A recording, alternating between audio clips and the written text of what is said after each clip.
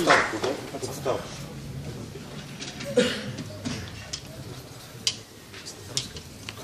Нет, на русском. А, на русском сейчас нет.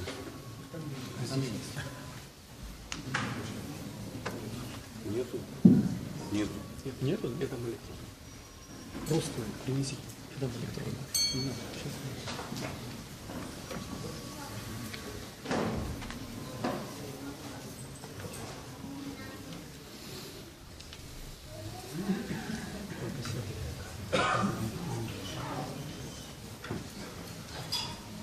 Om Namo Bhagavate Vasudevaya. Om Namo Bhagavate Vasudevaya. Om Namo Bhagavate Vasudevaya. Om Namo Bhagavate Vasudevaya. Om Namo Bhagavate Vasudevaya. Om Namo Bhagavate Vasudevaya.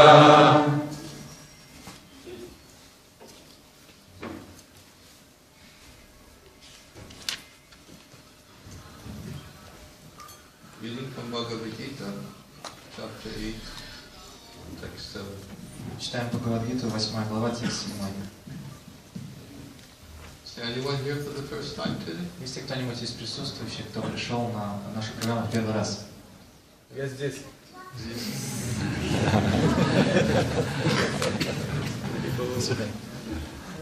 Welcome. Добро пожаловать. Happy to see you today. Очень рады, что вы пришли сегодня. Спасибо. Thank you for coming. Большое спасибо, что пришли.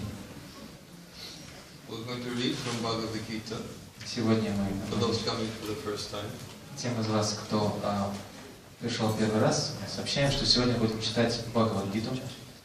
And we're reading from a chapter entitled Attaining the Supreme. Читаем текст из главы, которая называется «Достижение обители Всевышнего». And this verse is very instructive. Это очень важный текст. Actually, I was thinking before I came here what verse I would read from. Перед тем, как прийти на программу, я размышлял о том, какой же текст выбрать сегодня для лекции.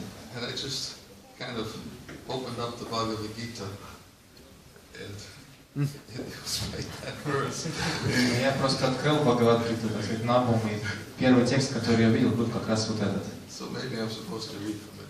Поэтому подумал, может, суждено почитать лекцию именно по этому тексту.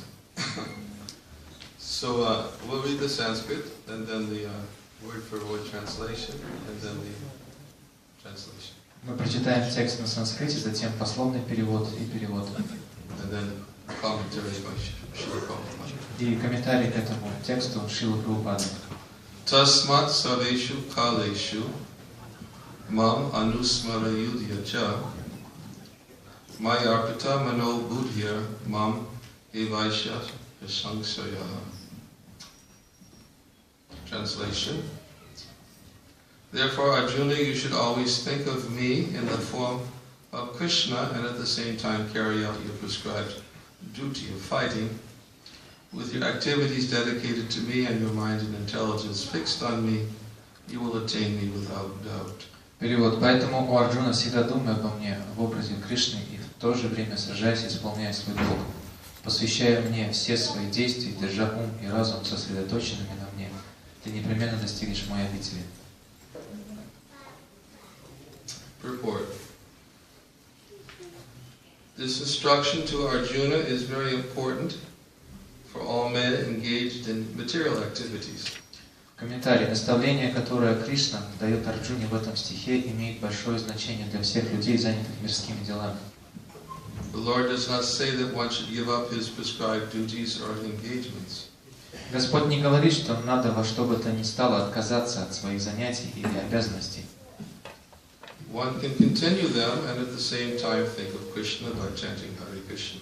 Человек может продолжать выполнять их, и в то же время он должен думать о Кришне, повторяя мантру Харе Кришна.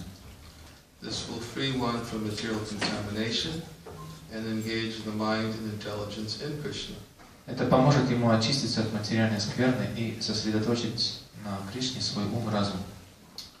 By chanting Krishna's names one will be transferred to the supreme planet, Krishna Loka, without a doubt. Тот, кто повторяет имена Кришны, непременно достигнет его высшей обители Кришналоки. Om Jnana Timirandasya Virandana Sakaya Chakshurunmilitam Yena Tasmai Shri Gurave Namaha Ukam Karoti Vachalam Pambam Mangayate Garim Yat Kripa Tamaham Mande Shri Gurandina Taranam Nama Om Vishnu Vidaya Krishna Pristaya Bhutale Srimati Bhaktivedanta Swami Tinamaya Namaste Saraswati Devi Gauravani Vijayani Nirvishesha Shunyavadi Pastudyadya Satarya Jai Shri Krishna Chaitanya Prabhu Nityananda Shri Advaita Gadadhara Srivasadi Gaura Bhaktavinda Hare Krishna Krishna Krishna Hare Hare Hare Rama Rama Rama Hare Hare.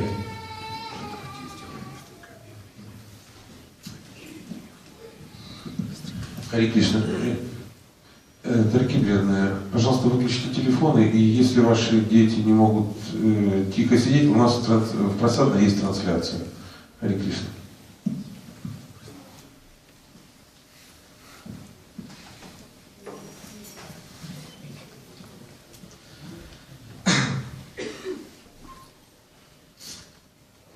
So, in this chapter, Krishna is instructing Arjuna how to attain the Supreme. В этой главе Господь Кришна рассказывает Арджуне о том, как человек может достичь Всевышнего. And a verse previous to this,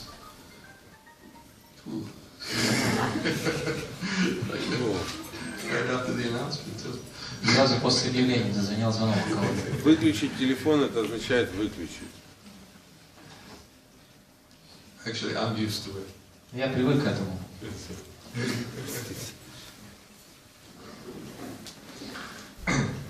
Krishna says, whoever at the time of death puts his body remembering me, alone at once attains my nature. Of this there is no doubt. В предыдущем тексте Кришна говорит о своем кунте, о каком бы состоянии бытия не помнил человек, покидая тело, того состояния он достигнет в следующей жизни, без сомнения. And then he says, whatever state of being one remembers when he quits his body, that state he will attain without fail. Прощение. И он говорит также, что тот, кто в конце жизни покидает тело, помнит только меня, сразу обретает мою природу. В этом нет никаких сомнений. Два предшествующих стиха. And then that leads to this verse that we just read today. И затем мы переходим к этому тексту, который прочитали сегодня. And Krishna says, therefore, Arjuna, you should always think of me. Он говорит, поэтому, Арджуна, ты всегда должен думать обо мне. In the form of Krishna and at the same time carry out your prescribed duty of fighting. Думать обо мне в моем образе Кришны и в то же самое время, исполняя свой долг, продолжать сражаться. With your activities dedicated to me, your mind and intelligence fixed on me, you will attain me without doubt. Посвящая мне все свои действия и держа ум и разум сосредоточенными на мне, ты непременно достигнешь моей обители. The goal for attaining the Supreme is described in that previous verse is to remember Krishna at the time of quitting the body. И в одном из предшествующих текстов, который мы прочитали, описывается цель. Цель заключается в том, что в конце жизни, покидая тело, думать о Верховном Господе Кришне. And in this verse, Krishna is explaining how to think of him. И в этом стихе, который мы прочитали сегодня, Кришна объясняет метод, с помощью которого можно думать о нем постоянно. Because actually, the method for achieving perfection of life, the goal of life is to become free from all connection with the material world. Потому что целью жизни является разорвать все связи, которые держат в материальном мире. And to enter into one's eternal spiritual nature. И вернуться в свою изначальную духовную природу и положение. Now this eternal spiritual nature has different conceptions. И, разумеется, у разных людей есть разные представления об этой вечной, изначальной духовной природе. For instance, in Srimad Bhagavatam, it is described Brahmeti, Paramatmati, Bhagavaniti Sajjate, that the But the learned transcendentalists who know the absolute truth, they call this non-dual substance, Brahman, Paramatma, and Bhagavan. В Бхагаватам, например, говорится, что такие трансценденталисты, люди, занимающиеся поиском духовного и познавшие истину, называют эту трансцендентную природу разными словами, такими как Браман, Параматма и Бхагаван. These are different conceptions of the Supreme. Эти слова указывают на различные представления Всевышнего. The Brahman conception is the all-pervasive personal conception of the Supreme. Слово Браман указывает на представление о Всевышнем как о всепронизывающей, безличной сути, Who is manifest throughout the entire creation through his different energies. который проявляется по всему творению посредством своих энергий, различных энергий. The Paramatma conception is the conception which is realized by those who engage in the yogic process. И представление о Господе как о Параматме обретается теми, кто занимается практикой йоги. And that is the conception of the manifestation of the Supreme within the heart of every living being. Это представление о Всевышнем как о том, кто пребывает в сердце каждого живого существа. And then beyond the Brahman and Paramatma is Bhagavan. И затем выше и Брамана, и Параматма находится образ Господа как Бхагавана, which is the realization of the Supreme as a person who has a transcendental form, transcendental qualities. Это осознание Господа как трансцендентной личности, который имеет, обладает трансцендентным образом, трансцендентными качествами. Whose body is eternal, has no beginning and has no end.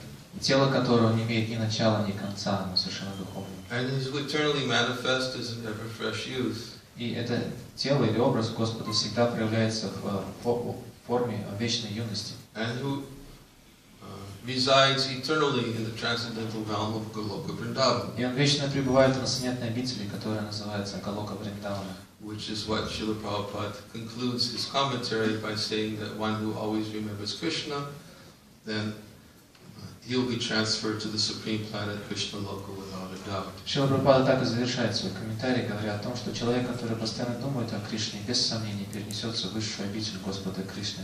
Nonetheless, these are three different conceptions of the absolute truth, and all of them are true. Все эти представления о Господе, первое, второе, третье, они истинны. One need not get into an argument about what is the absolute truth according to these different conceptions. Нет смысла тратить время на пустые споры о том, какая же из этих концепций в Господе истина. But in order to realize these different goals of yoga process, one has to engage in some process for gaining that realization. Однако для того, чтобы обрести непосредственное восприятие или осознание одной из этих, любой из этих форм, необходимо следовать процессу или практике йоги. And here Krishna is describing process of yoga, which is simply to think of him. В этом стихе Господь Кришна также описывает практику йоги, которая заключается в том, что человек должен просто думать о нем. And elsewhere in the Bhagavad Gita, in the 12th chapter, Krishna explains that this is the highest perfection. И в другом месте Бхагавад-гите, в ее 12 главе, Господь Кришна объясняет, что именно в этом постоянном памятовании Господа заключается высшее совершенство. Which is to always think of Him, always remember Him, always offer one's worship to Him. Высшее совершенство — постоянно думать о Господе, вспоминать о Нем и поклоняться Ему. And in fact, Krishna explains this is considered to be the greatest yogi. И более того, Господь Кришна называет такого человека, который занимается этим процессом, высочайшим и величайшим из всех йогов. And the whole yogic process is actually a process which is meant to ultimately for controlling the mind and fixing it upon transcendence. И цель йоги или высшее проявление йоги заключается в том, чтобы сосредоточить свой ум и разум на трансцендентности. And there are many different types of yogic processes. Есть много различных способов или видов йоги. But here in the Bhagavad Gita, Krishna's instructions are bringing us to the platform of Bhakti Yoga. Но в Бхагавад-гите постепенно Господь Кришна подводит своим наставлением нас к практике бхакти-йоги, which is the process of fixing one's consciousness always upon Him. Бхакти-йога помогает нам всегда сосредотачивать свое сознание на Нем, на Кришне. Not simply by sitting in meditation and trying to fix one's consciousness on Krishna. Не просто занимаясь процессом пассивной медитации, пытаясь сосредоточить свое сознание на Кришне. But here in this verse, Krishna is explaining that you should perform your prescribed duties. Но в этом стихе Господь Кришна объясняет, что человек должен продолжать выполнять свой долг. And at the same time think of me. И в то же самое время продолжать думать о нем. So, and Prabhupada explains what this means in the commentary. Шрила Прабхупада в своем комментарии к этому стиху объясняет это более подробно. He said this instruction to Arjuna is very important for all men engaged in material activities. Он говорит, что наставление, которое Кришна дает здесь Арджуне, очень важно, значимо для людей, которые занимаются мирскими делами. Krishna is not saying that one should give up all these engagements in material activities. Другими словами, Господь не призывает нас порвать со всеми занятиями и обязанностями в мире. One can continue them and at the same time think of Krishna. Человек должен продолжать выполнять эти обязанности и в то же самое время думать о Кришне, повторяя мантру Харе Кришна.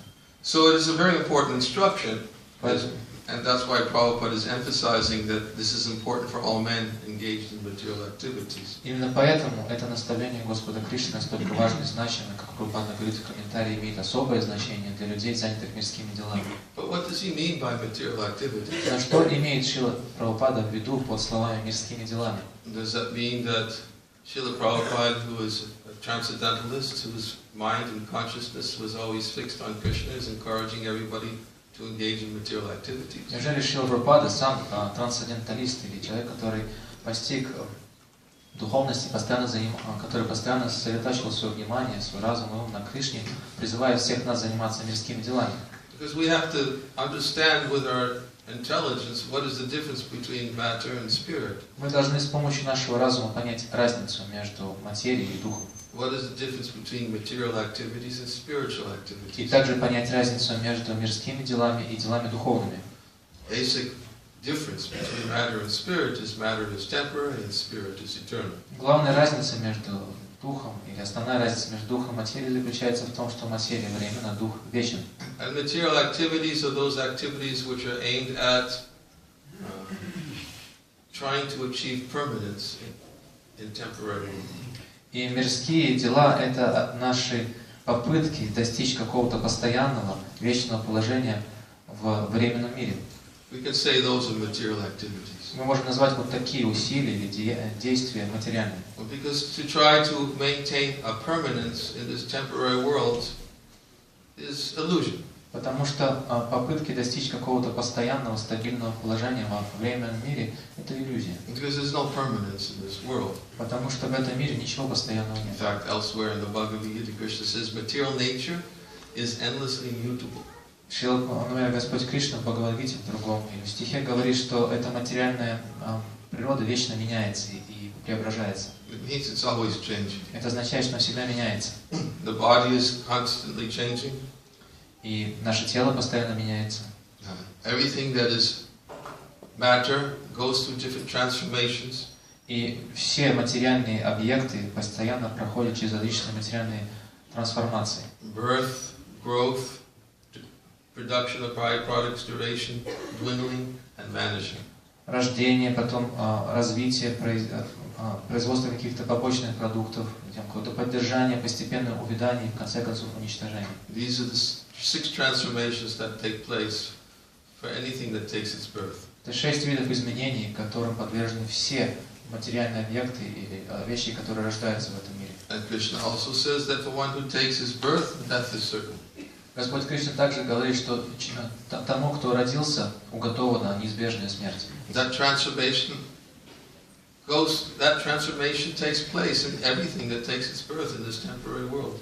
Everyone who takes its birth in this temporary world. Все и каждый, кто рождается в материальном мире, обречен на эти виды преображения, изменений, трансформации. Whether it's the smallest microbial germ, неважно о чем бы и о ком бы мы ни говорили, даже если это крошечный микроб, to the highest Lord Brahma, who has a duration of life of billions of years. или с другой стороны, величайшая личность во Вселенной, Господь Брахма, Творец этого мира, который живет в течение миллиардов и триллионов лет.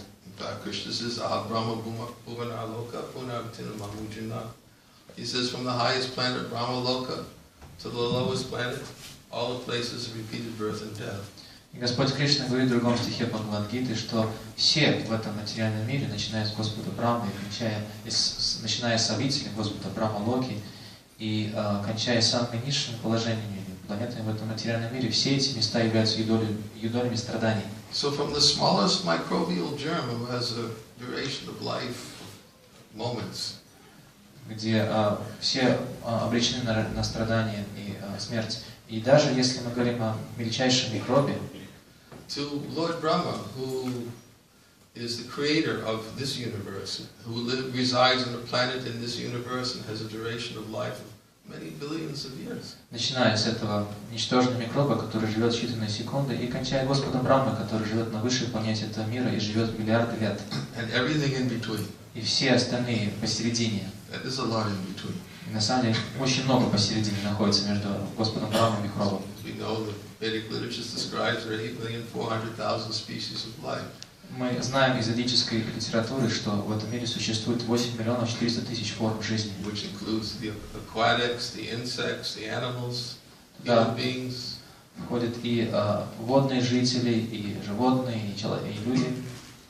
And so they're all are temporary. Their existence is all temporary.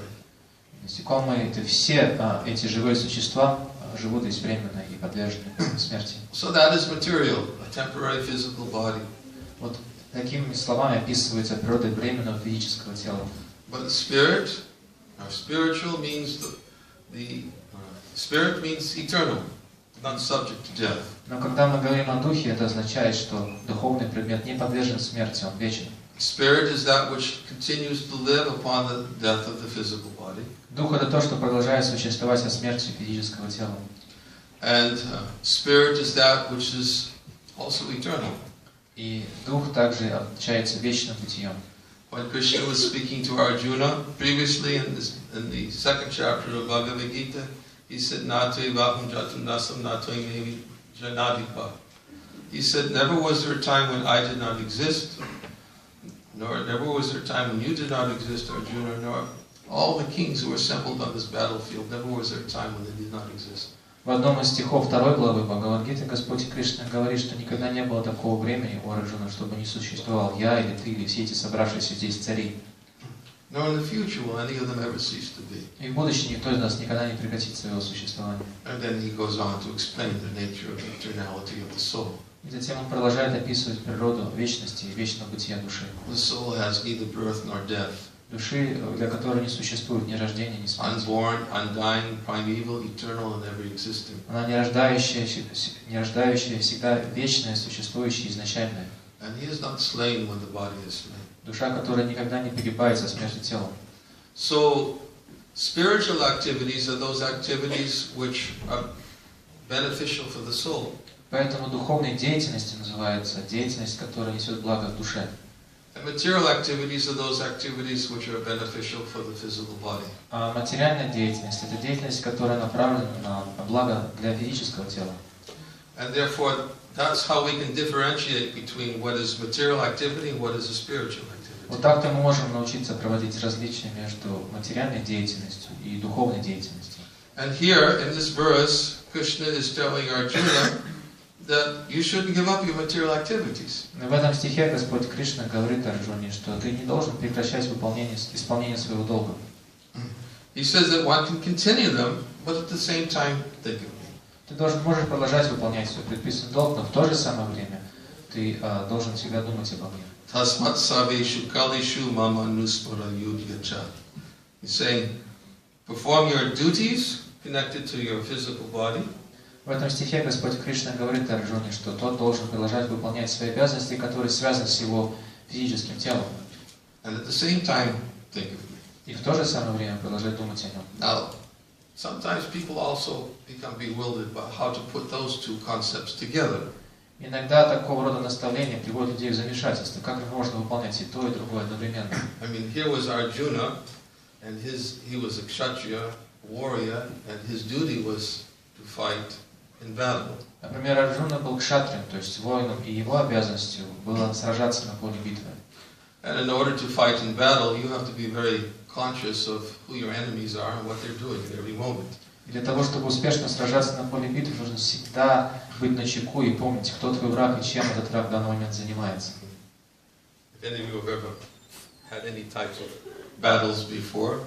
Кто-нибудь из вас имеет такой военный опыт сражений на поле битвы? Usually when there's a battle, it means that there's somebody who's aggressively taking action against you. Что военные действия означает, что кто-то пытается совершить по отношению к вам агрессию. And you have to be conscious of what they're doing. И вы должны всегда быть начеку, всегда быть очень ясно осознавать, что они делают. How can you fight on all sides like these Maharathis? They had to fight at all sides and not be conscious of who was attacking them. Как можно, вот как эти махарадхи или великие войны, которые описаны на этих страницах, как можно сражаться на всех фронтах одновременно и при этом не осознавать, кто на тебя нападает. I'm just going to think of Krishna. И думать, я просто думать о Кришне буду. Arjuna didn't do that.